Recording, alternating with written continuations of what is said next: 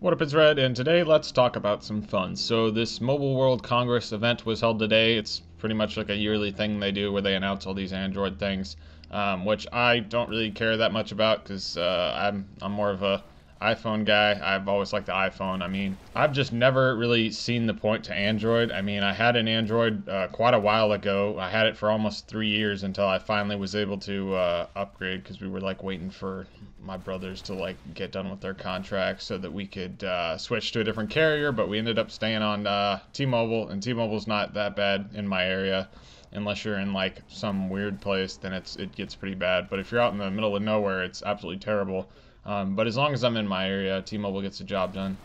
But yeah, I've had my iPhone 5S since last June, and I really don't regret getting it at all. I decided to get it in June because that's when everybody else in my family was getting an upgrade. And I'm like, why would I wait till September when I know that the phones from Apple are just going to get bigger? And guess what? They did get bigger, which I didn't really like, but I'm starting to think that maybe I'll get the Success Plus this September, the Success Plus. That's what I'm calling it because it's probably going to be pretty good. I mean, I don't know. Maybe it'll suck. But they did have some pretty good overhauls from the 5 to the 5S. Like 64-bit OS was really good. And the fingerprint scanner, of course, you can never forget that. They had like the dual flash thing with like different colors from the flash, but I don't think that really does anything. It might do something, but it doesn't really seem that great to me. And I think they went back to the old one on the new iPhones, if I'm correct. But yeah, I'm hoping the 6S and the 6S Plus will be pretty good. And if the 6 has a battery life of at least like 2,000 milliamps, I'm fine with the 1,500 milliamps on my phone, but I'd kind of like a bigger battery. But, you know, what can you do? Battery's never really that important to me because I can just charge it pretty much whenever. I always carry around a 3,000 milliamp Anchor. I'll link it in the description. It's this pretty sweet external battery I have. It only costs like $20 or something like that. I got it a while ago and it works great. And I got like an awesome external battery that has like 13,000 milliamps, and it's a little bit bigger. I'll link that one as well. And I don't know if it works at all. I haven't used it very much recently. But whenever I press the little button to see how much power it has, it only has 1 out of 4 bars. So I don't know if you guys can really trust the 13,000 milliamp that I got. But yeah, overall, guys, I really do like iPhones a lot. I mean, why would you get an Android when you can just get an iPhone and jailbreak it? There's really nothing you can do on an Android. Well, except for a few things that they got rid of in the Galaxy S6, which I'm going to talk about here in just a minute. But for the most part, iPhones, I mean, if you jailbreak it, there's nothing you can't do, really. I mean, as long as you can either develop it yourself or get somebody else to develop it, you can pretty much put any tweak you want on your phone. So I don't understand people who don't jailbreak their phones. Like, so many people don't do it, and I don't know why, because that's one of the things that I had in mind when I got an iPhone. I'm like, oh, can I get an iPhone and jailbreak it? Because, you know, and I've asked myself this question. If I couldn't jailbreak my iPhone, would I still get an iPhone, or would I go with, you know, some other Android phone? And that's kind of a tough question, but I kind of feel like I'd still go with iPhone, but you know, some of the most recent Android phones look like they might be all right. You know, the OS is, to be fair, the last Android phone I had was the Galaxy S 4G, which is basically like the Galaxy S 1.5. Yeah, when it has 4G in the name, you know it's old because it was like one of the first 4G phones that they had. I got it back in like late 2011 or something. And then just this past summer, I finally got an iPhone 5S. But that old phone had like Android 2.2 or something on there, 2.3, I can't remember, something like that. And as you guys know, we're on like Android 5 just came out or something. So yeah, that's a pretty old OS, and I guess I can't really judge it based on that long ago. Kind of used my brother's Galaxy S5 a little bit, and it's all right. I guess it's not a bad phone if you got used to it, but I don't know. Personally, I like the iPhone a lot. Really don't have too many problems with it at all. But without further ado, let's kind of talk about what kind of happened at this little convention today. So a bunch of phones were announced, like the Galaxy S6, the Galaxy S6 Edge, the HTC One M9, and some other phones and stuff like that. Let's talk about the Galaxy S6 real quick. Now, it looks a lot like an iPhone, sort of. You'll notice at the bottom especially, they finally took a solid piece of advice from me and put the micro USB and the headphone port on the same side. They had that on my old Android, the Galaxy S 4G. They were both on the top, which I thought was pretty cool. I always liked that, how you could just kind of, rest it on your lap, and then you'd have it charging from the micro USB and then headphones plugged in, and you wouldn't have to worry about it kind of getting in the way. And I still can't really decide whether I like it on the top or bottom better. Either way, it doesn't really matter to me. It just kind of seems like everybody's putting it on the bottom now, but they definitely have to be on the same side. I don't like how the previous Galaxies have had, the headphone port on the top, and then on the bottom they have micro USB. Now they have it on the same side. But speaking of the USB, it's not the micro USB that the Galaxy S5 had that my brother says it charges in like 30 minutes from like 0 to 100%. So I've heard that charger is really good, but they decided to go back to the micro USB, which is, I'm not really sure why they did that. Maybe they think that it'll charge really fast. And the battery life on the Galaxy S6 is also a little bit less than what the S5 had. The S5 had around, what was it, like 2,800 milliamps. I want to get this right. Let me look it up real quick.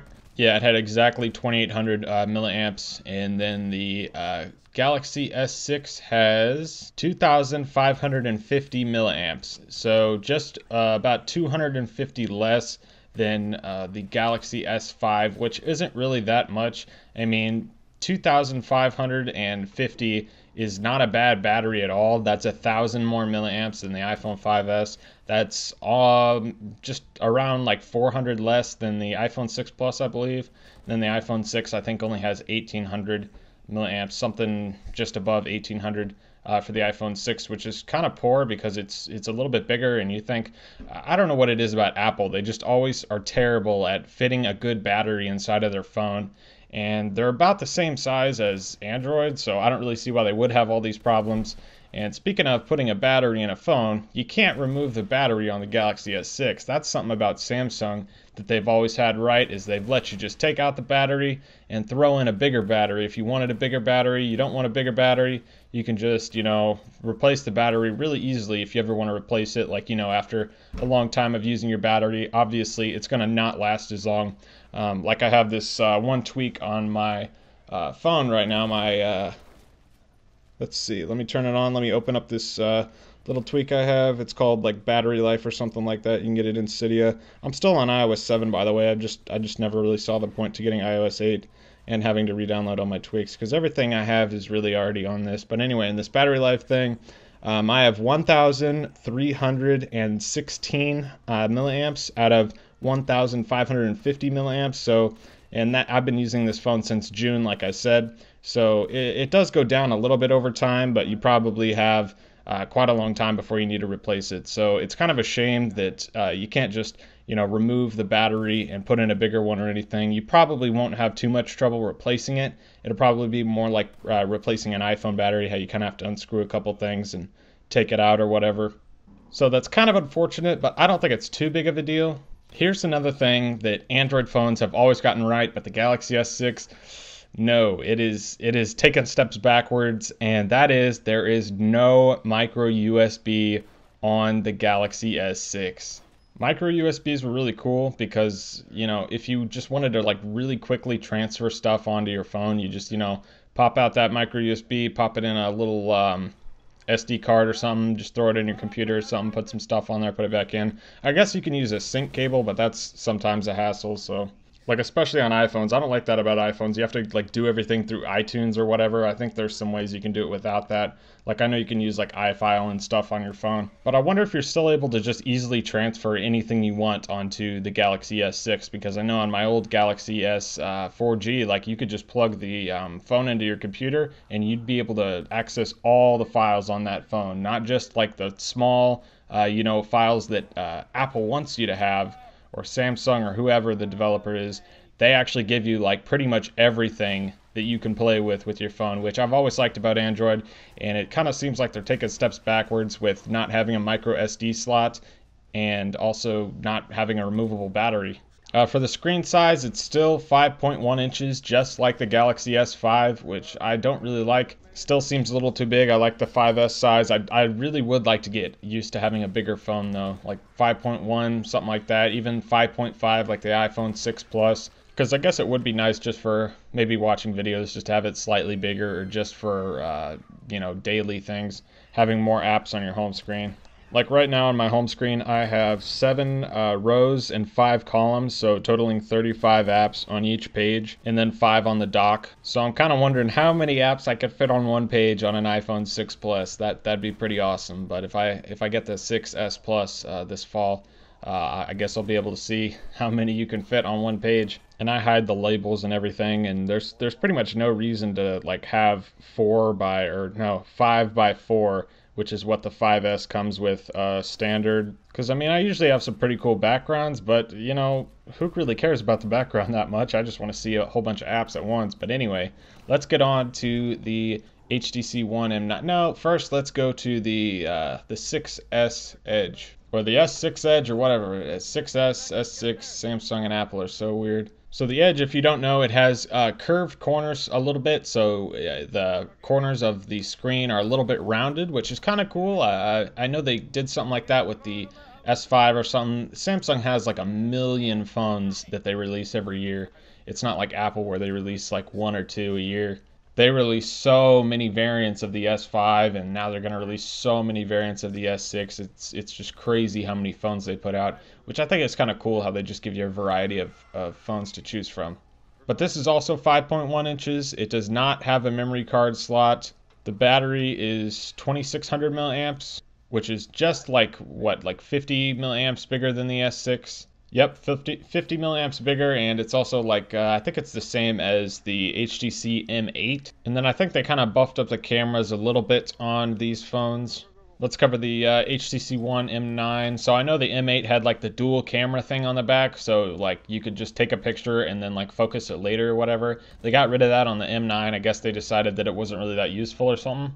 It looks really similar to the M8. It just kind of has like the camera on the back looks a little bigger, and that's pretty much it as far as I can tell. The one thing I've never liked about the M8 and the M9 is the on-screen home button.